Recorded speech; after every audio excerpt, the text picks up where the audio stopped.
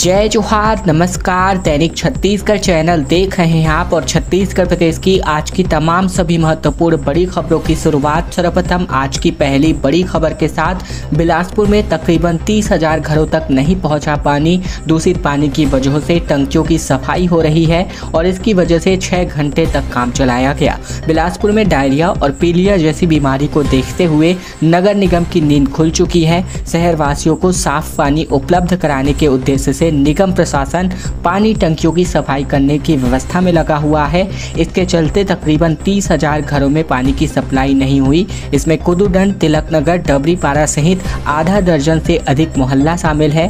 Monsoon आने के बाद से बरसात शुरू होते ही नगर निगम की अव्यवस्थाओं की पोल खुलने लगी है।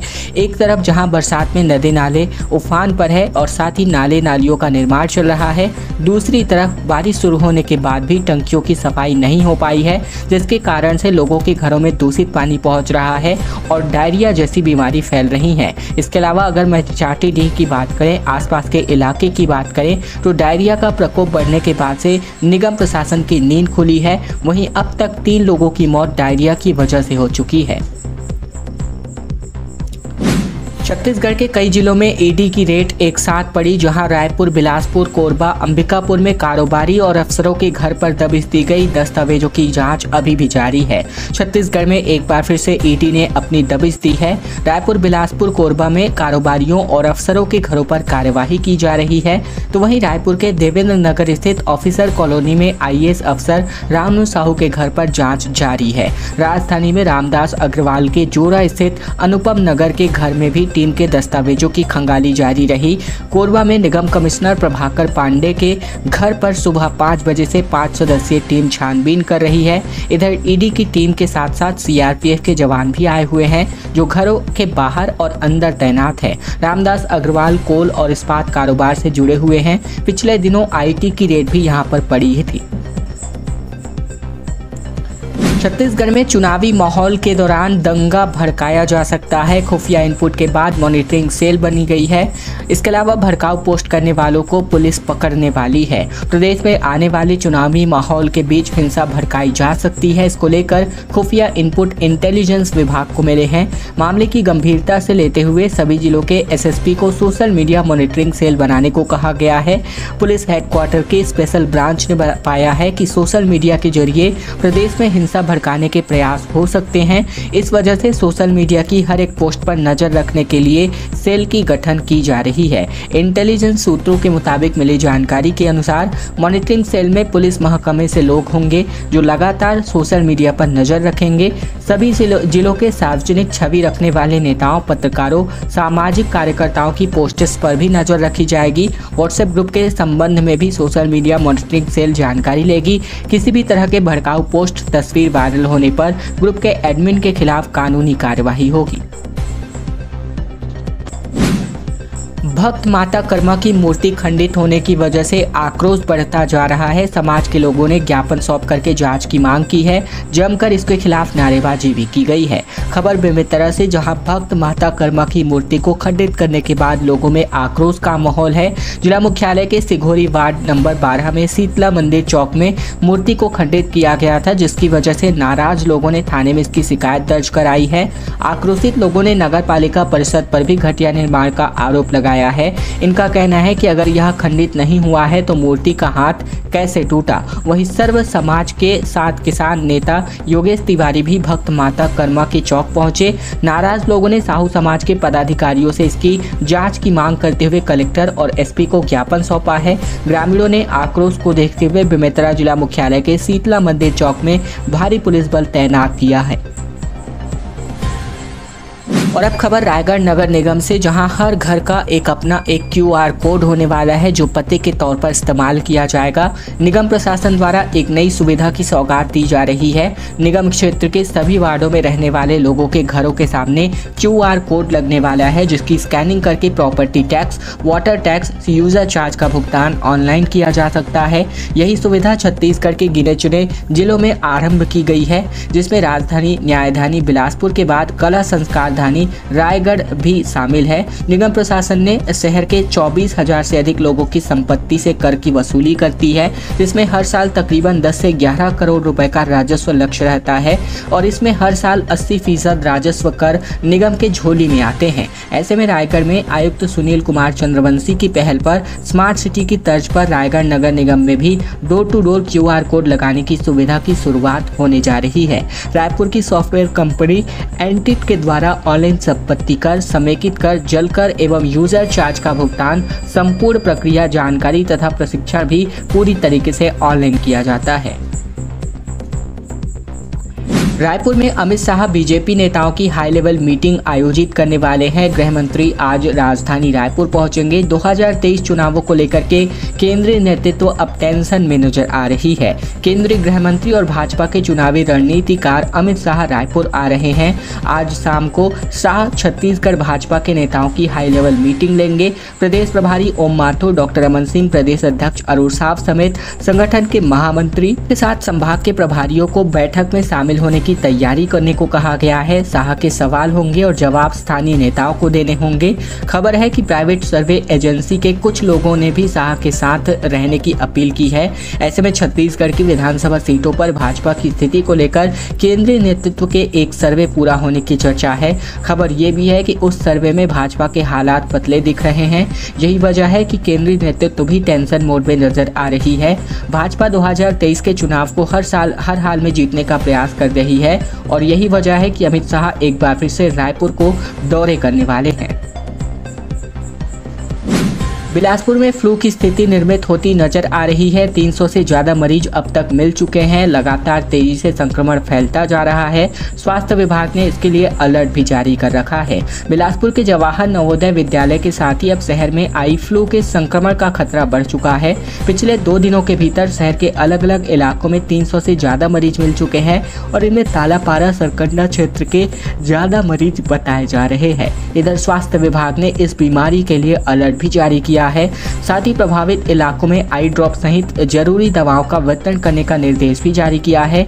इसी के साथ ही लोगों को स्वच्छता का ध्यान रखने व सावधानी बरतने की सलाह दी गई है। बीते सप्ताह मस्तूरी क्षेत्र के मल्हार स्थित जवाहर नवोदय विद्यालय में स्कूली बच्चों में आई फ्लू की शिकायत के बाद स्वास्थ्य विभाग ने स्कूल में कैंप लगाकर बच्चों का इलाज कराया था, जिसकी वजह से दरअसल बरसात के मौसम में फ्लू के मामले जो है सामने आते ही हैं, लेकिन इस बार मानसून की दस्तक के साथ ही स्कूली बच्चे इसकी चपेट में आ रहे हैं। विधानसभा में मंत्री भगत ने चंद्राकर भी भाषा सड़क छाप की तरह इस बात का बयान जारी किया। अजय ने कहा कि सरकार को संवैधानिक संस्थाओं पर विश्वास नहीं है।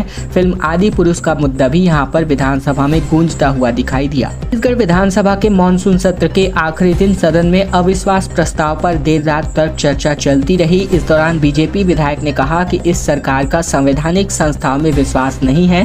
राज्य के एकल नाटक चल रहे हैं। मंत्री सोचते हैं कि उनका कोई रोल नहीं है, ये तो गलत है। लाठी हिलाने वाले लोग सोच रहे हैं कि वह मंत्री हैं। चंद्राकर ने कहा कि इतिहास में पहली बार ऐसा हुआ है कि एक भी बजट सत्र पूरा नहीं चला। इस पर मंत्री अमरजीत भगत ने अजय चंद्राकर पर टिप्पणी करते हुए कहा कि इनकी भाषा सड़क छाप की तरह है, विशेषाधिकार कोडिफाइड नहीं है। उधर मंत्री उमेश पटेल ने चर्चा के दौरान भाजपा विधायक अजय चंद्राकर के आरोपों का जवाब देते हुए कहा कि लगता है चंद्राकर फिल्म आदि पुरुष देख कर आए हैं। वही फिल्म जिसमें भाजपा के 4 मुख्यमंत्रियों के नाम डिस्क्लेमर में आते हैं, उसी फिल्म में हमारे आराध्य प्रभु हनुमान से ऐसे डायलॉग बुलवाए गए हैं जो हमारे लिए कष्टदायी हैं। ये भगवान का अपमान है।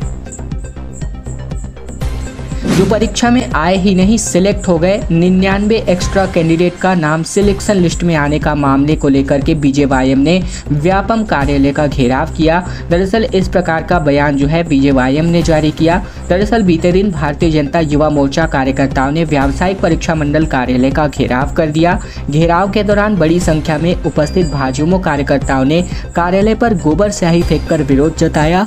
आंदोलन के दौरान भाजयुमो कार्यकर्ताओं और पुलिस के साथ जमकर झूमा झटकी हो गई। प्रदर्शनकारियों का दावा था कि व्यापम परीक्षाओं में हुई अनियमितता के चलते परेशान हैं।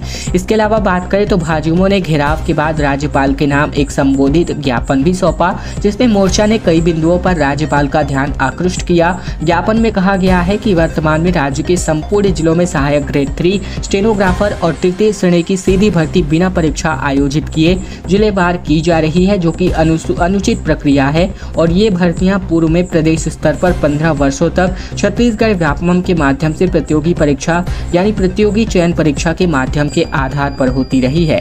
स्थानीय स्तर पर अपने चहेतों को लाभ पहुंचाने का दृश्य भी लगातार प्रकट होता जा रहा है।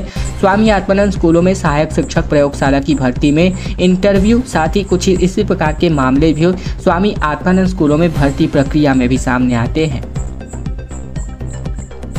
छत्तीसगढ़ में मणिपुर हिंसा के विरोध में आम आदमी पार्टी ने प्रदर्शन किया। मशाल रेकल के कार्यकर्ता निकले और राज्य सरकार को बर्खास्त करने की मांग उठाई गई। केंद्र को दोषी ठहराया गया। आम आदमी पार्टी ने बिलासपुर में पदाधिकारियों और कार्यकर्ताओं के साथ मिलकर देर शाम मशाल रैली निकालकर जंगी प्रदर्शन किया और इस दौरान मणिपुर और केंद्र सरकार के खिलाफ जमकर नारेबाजी करते हुए हल्ला बोला। कार्यकर्ताओं ने पिछले 2 माह से मणिपुर में हो रही हिंसा और महिलाओं के साथ हो रहे अत्याचार, बलात्कार और नग्न कर महिलाओं को घुमाने की घटना के विरोध में राष्ट्रपति महामहिम द्रौपदी मुर्मू से मणिपुर सरकार को बर्खास्त करने की मांग की है। गुरुवार की देर शाम आम आदमी पार्टी के पदाधिकारी और कार्यकर्ता हाथों में मशाल लेकर देवकी नंदन चौक पर एकत्रित हुए और रैली निकालकर प्रदर्शन किया। इस दौरान पार्टी की प्रदेश सचिव अधिवक्ता प्रियंका शुक्ला ने कहा कि आम आदमी पार्टी मणिपुर के असहाय लोगों के साथ हो रहे अत्याचार और उत्पीड़न की घटना की निंदा करती है।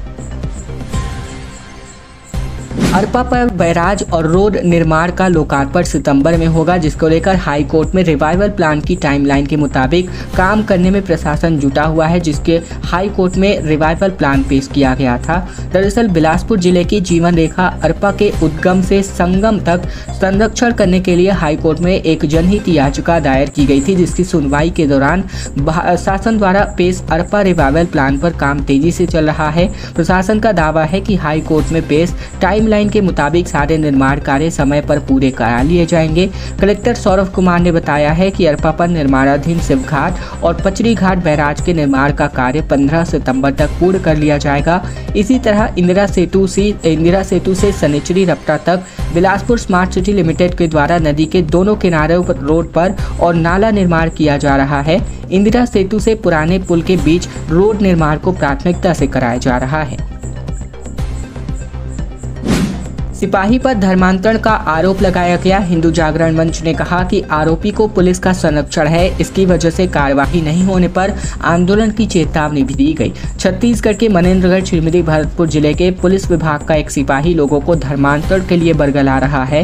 जब हिंदू जागरण मंच जिलाध्यक्ष आकाश दुआ ने इसका वीडियो सोशल मीडिया पर अपलोड किया तो पुलिस विभाग ने दबाव पूर्वक कार्यवाही करते हुए वीडियो को डिलीट करवा दिया। इसके बाद शिकायतकर्ता ने उच्च अधिकारियों से इसकी अपील की। पूरे मामले को संज्ञान में लेकर के कार्यवाही की गई। मिली जानकारी के अनुसार एक पुलिसकर्मी अपने 2 साथियों के साथ मिलकर ईसा मसीह और ईसाई धर्म का प्रचार प्रसार करते हुए लोगों को अनहोनी का भय दिखाकर धर्मांतरण के लिए बरगला रहा था। जिला प्रशासन का टॉपर स्टॉक शो आयोजित हुआ, जहां यूपीएससी क्लियर करने का गुरु मंत्र दिया गया। आईएएस आईपीएस अफसरों से युवाओं ने कई सवाल भी किए। रायपुर जिला प्रशासन ने सिविल सेवा की परीक्षा की तैयारी कर रहे स्टूडेंट्स के लिए बीते दिन टॉपर स्टॉक शो का आयोजन किया। दीनदयाल उपाध्याय ऑडिटोरियम में आईएएस परीक्षा में ऑल इंडिया रैंक के टॉपर्स शामिल हुए। इस कार्यक्रम में छत्तीसगढ़ के सिविल सेवा में चयनित हुए अफसर ने भी अभ्यर्थियों को टिप्स एंड ट्रिक्स साझा किए। रायपुर जिला प्रशासन हर साल इस तरह के आयोजन से प्रशासनिक सेवा की तैयारी कर रहे अभ्यर्थियों को मोटिवेट करता है, जिससे यूपीएससी की परीक्षा में राज्य के ज़्यादा से ज़्यादा युवा चयनित हों और उन्हें इसकी तैयारी की सही दिशा मिल सके।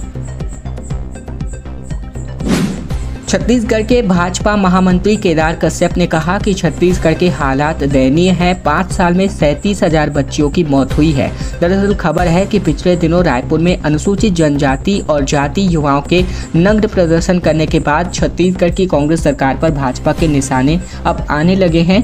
भाजपा के प्रदेश महामंत्री केदार कश्यप ने बीते दिन कहा कि कांग्रेस के शासनकाल में छत्तीसगढ़ के हालात दयनीय होते रहे हैं। प्रदेश सरकार अपने राज्य के हालातों के हिसाब से तो सुधार नहीं कर पा रही है तो दूसरे राज्यों के मामले में दखल देकर सियासी ड्रामा खेलने में मशगूल है। प्रदेश में 5 साल में 37,000 बच्चों की मौत हुई है।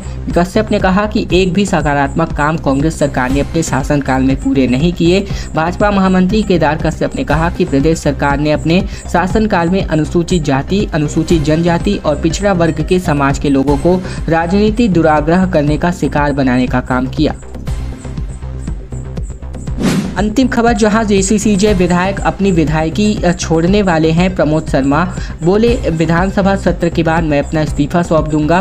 भाजपा में यहां पर शामिल होने के कयास लगाए जा रहे हैं। छत्तीसगढ़ जनता कांग्रेस यानी जेसीसीजे के विधायक प्रमोद शर्मा अब पार्टी छोड़ने वाले हैं। वो भाजपा में शामिल हो सकते हैं। शुक्रवार को मीडिया से चर्चा के दौरान जनता कांग्रेस छोड़ने की बात पर खुद विधायक शर्मा ने कही। प्रमोद शर्मा कहते दिखे कि अब जनता कांग्रेस पार्टी को छोड़ने का मन नहीं है। विधानसभा का आज सत्र समाप्त होते दिख रहा है। पार्टी से इस्तीफा दे दूंगा, किसी पार्टी में जाएंगे। पूछे जाने पर कहते हुए दिखे कि हालांकि चर्चा है कि भाजपा की ओर शर्मा का झुकाव है। दोस्तों, आज की खबरों का सिलसिला बस यही तक का था। अगर आपको यह वीडियो पसंद आए तो वीडियो को लाइक करना मत भूलेगा। चैनल पर अगर आप नए हैं तो चैनल को भी जरूर से सब्सक्राइब कर लीजिएगा ताकि प्रतिदिन की महत्वपूर्ण खबरें छत्तीसगढ़ समाचार रोजाना हम आप तक पहुंचा सकें।